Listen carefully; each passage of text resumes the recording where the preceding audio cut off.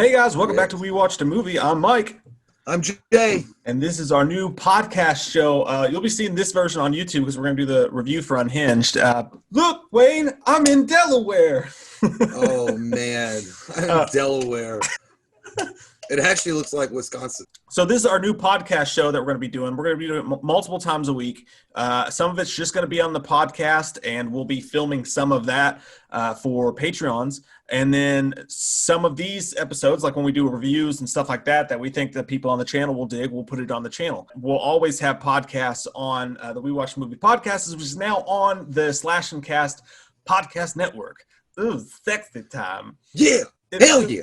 So make sure you guys check that out in the links below. We got a bunch of podcasts on there, but we're going to start doing new content for the podcast as we go forward and get naughty in the night with our bagel crisps. I'm so excited. It's us in the morning. I haven't been this horny for a podcast since Cardi B's Wet Vagina.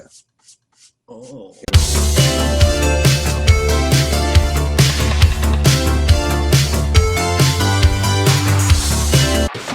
Shit. Okay, well, speaking of bad days, Russell Crowe is having a very bad day in this one. Unhinged. He looks like, I'm going to change his name to Russell Rocky Road Crowe. He looked pregnant, like with triplets, dude. I thought, you know what? I don't know, but I did look it up, dude, because like his face was a little chubbier, but his belly was fucking way out. So I looked it up, and a lot of people were saying that it was a fat suit. Like, he was not that big. Like, a month before, they had pictures of him, and he wasn't that big. Yeah, maybe it was. I mean, his weight fluctuates a lot, though. He was a pretty big, hefty dude in The Nice Guys, but he wears it well. I mean, it looks good on him. He looks like a bruiser wearing that shit. He does, man. I was telling my girlfriend we were watching it. It felt like, I guess that's just what happens when you're in the Coliseum too many times, too many fights. He got too good. He got comfortable. They got those nachos on sale at the Coliseum. Yeah, but dude, if this movie's not like it's not exactly like it, but it reminds me a lot of Falling Down, but with some like major horror elements throughout it. Yeah, it's like they sucked out the just the pure anger out of Falling Down and just made it into an unhinged movie for an hour. It's only like an hour and 20 minutes, and it's the most simple thing. So for those who don't know, it stars Russell Crowe, and basically this woman she honks her horn at this big ass truck that's in front of her. You need to give me a courtesy tap, bitch. Yeah. You see how easy he hit the wheel when he did that too? He was like, it's called. I was like, damn, your hands are big as fuck, dude. That's expert. I'd have to like press the horn with both hands, like, I got tiny hands. But so she gets behind him. She honks her horn at him. She waves her arm. She drives around him. She gets all mad, but she cut off basically the wrong fucking guy. He's having a really, really bad day. It's like Bruce Willis in Die Hard with a Vengeance. He's like, I'm having a really bad day. Smoking cigarettes and watching Captain Kangaroo. But mind your fucking business about Holly, huh? He pulls up next to her and he's like, you know what? He asked her to apologize. She won't. He's calm at first, but then he says, okay, I don't think you know what it means to have a bad day. So I'm going to fucking show you what it means to have a bad day. And then he spends the rest of the movie just straight up stalking her and fucking with her entire life. Well, I mean, technically speaking, she had a pretty bad day up to that point, too. Like, she had a piece of shit fucking ex-husband that pretty much canceled on her son, did cancel on her son, wouldn't get a job, has quit every fucking job he's ever had. He basically is like one of the Jersey Shore cast members at this point. Her ex-husband is. It was probably fucking Mike the Situation. And then she got fucking fired on top of it from her best client. So she wasn't having the best day either. And if some guy is just sitting at a goddamn green light and not going, you get pissed. You're like, go, bitch! I gotta get my kid to school, and I'm having a real fucked up day. Especially if you're late, like I always. Yeah, and the fact is, with him, well, he basically tells her, he's gonna make you show you what a real bad day is. It was like if Vince McMahon canceled contracts for wrestlers. That's true. But yeah, dude, it was. But it was really cool. Overall, because I haven't seen Russell Crowe as a bad guy since Johnny Mnemonic.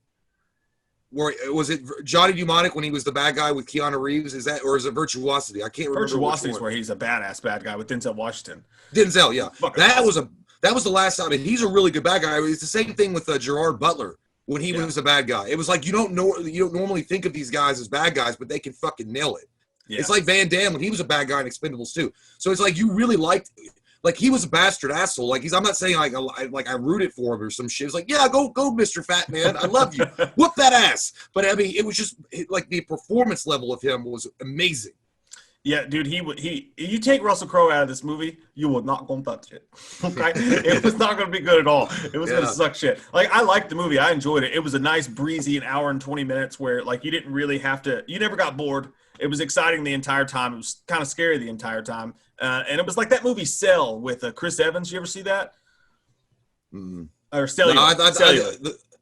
No, maybe. No, I never seen it. It's a good movie. It's like suspenseful and short to the point. It's kind of dumb, but it's enjoyable. This was the same thing, only with like a horror aspect to it. But yeah, man, there's some dumb shit in it. Like when you get to certain parts where she's like, she calls the cops and he's like, "Ma'am, I'm responding to a pileup that just fucking happened 5 seconds ago that he caused." And he's like, "Ma'am, the cops can't get you. I'm sorry. You'll have to do something else." It's like that would never happen in real life in like a suburban area. You know what I mean? They would at least send one cop, especially if she literally told him that he was the one that did it.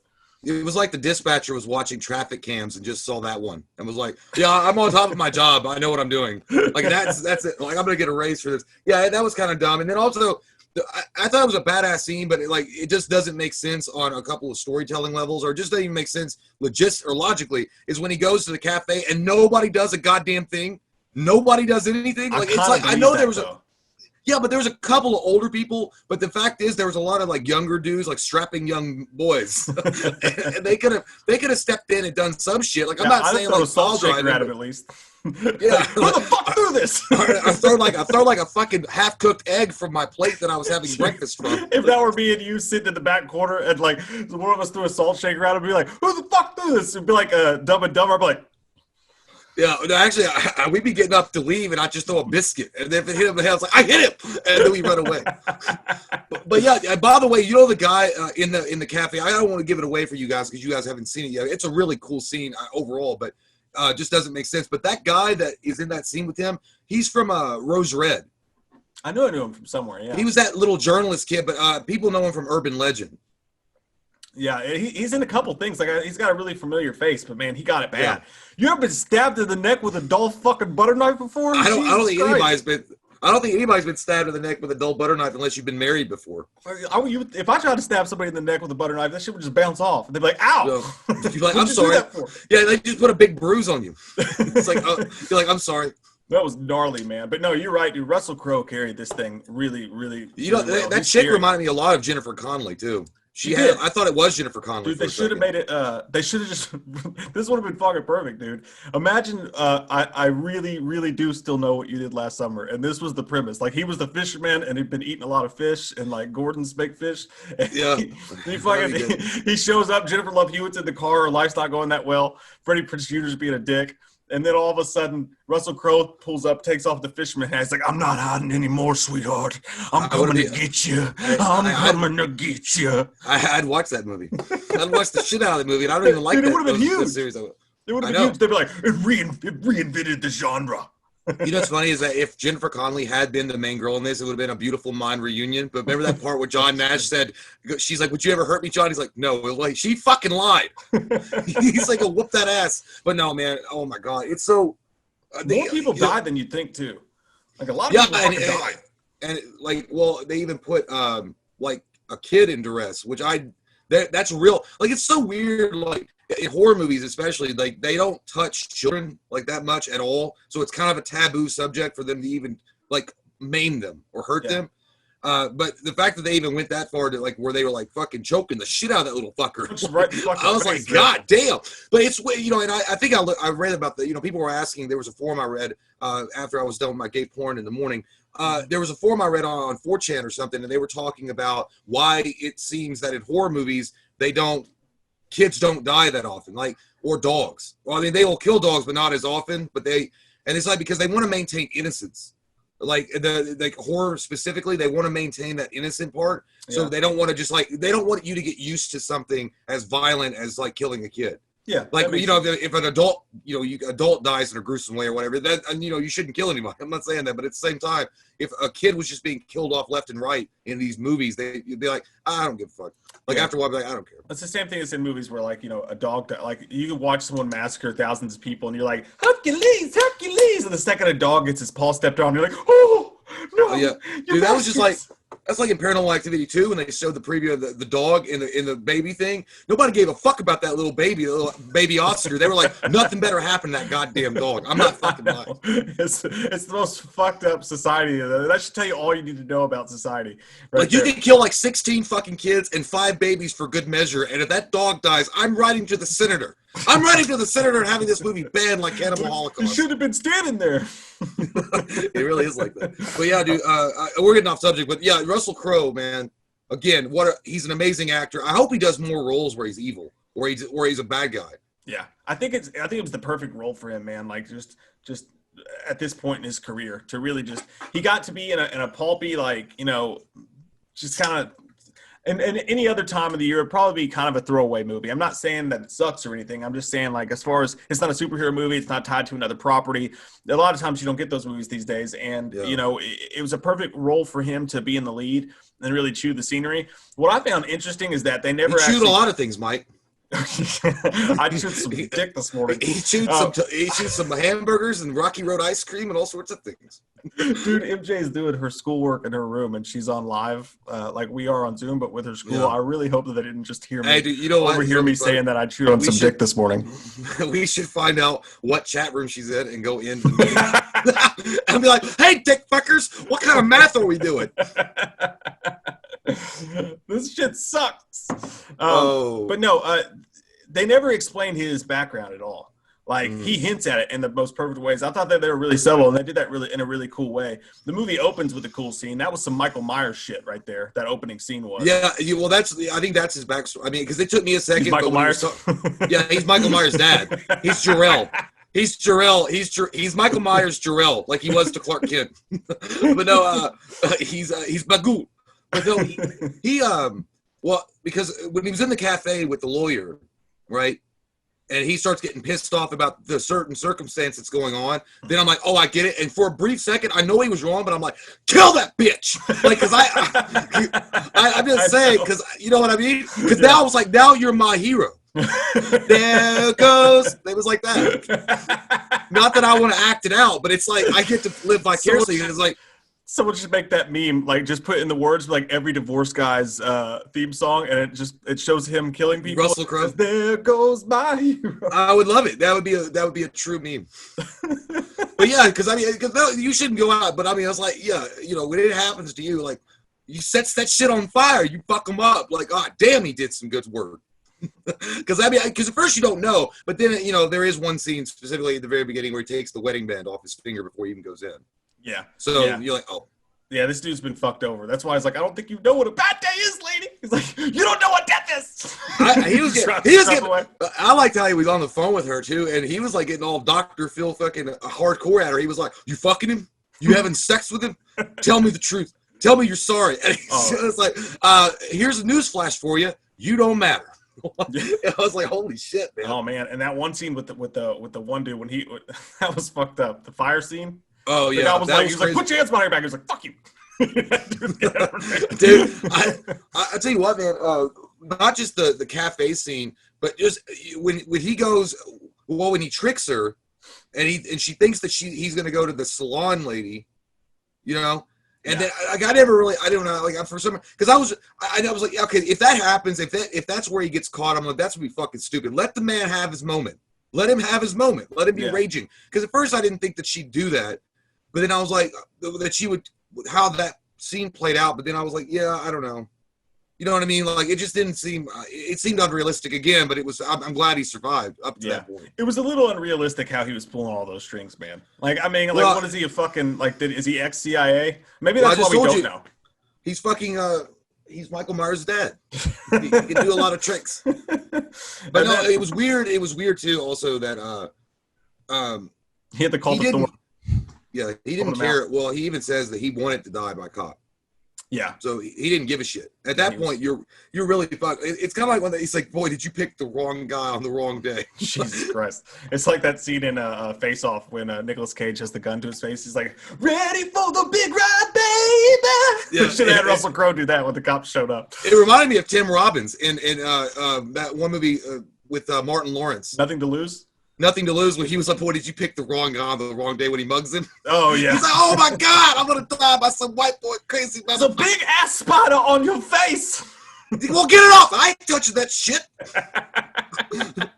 Yeah, but dude, and by the way, I was like, I got like unreasonably mad at her too when she was with her son because all he asked her to do was say fucking sorry, and it was like a big deal. I know, like, it was a big deal.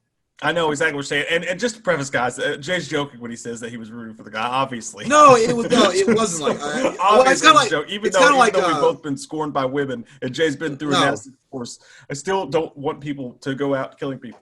No, not unless you're justified. But no, don't do that at all. But no, it's kind of like it's Michael Douglas in Falling Down in a way. Yeah. He's more extreme, but he's kind of like a lot of people rooted for Michael Douglas, or they even rooted for Joker in Joker. Yeah, but which is really fucked up actually because he was really just cuckoo. But no, the scene that you're talking about, I was actually pissed at her too, man. I was like, just say your kid's here. He's staring at your kid. Your window's fucking broken. The kid can't put the window up. The kid was the kid from Child's Play, the remake, by the way. Oh yeah, he was. He was good in this as well. But he's like, just apologize and we can just move on our separate ways. Yeah, and he was obviously a fucking weirdo. Ordeal. And she's like, no, I'm not apologizing for shit, Stan. Of course, I wouldn't have either, though. I mean, but I'm a guy. I would have apologized. He looked like a crazy motherfucker, and he was bigger than me. I'd be like, yeah, I'm sorry, sir. Would you like a bagel, sir? Because he looked like he needed 3 of them. My point being is, like, he's already okay. If a guy shows up to you in traffic like that, and he's fucking weird like that, like super strange, like just off, kind of something. True. You better say it's like a guy knocking on your window, and you, for whatever reason, roll it down. He goes, "Do you like the sun god?" You're like, "Yeah, I do." He was like, "Yeah, I do. I love it a lot." Because if you're at a red light, what are you gonna do? Like, I guess you could go. A preacher pulls up next to you, and he's like, "You've been chasing it, ain't you? I can see it in your eyes. I know my own kind."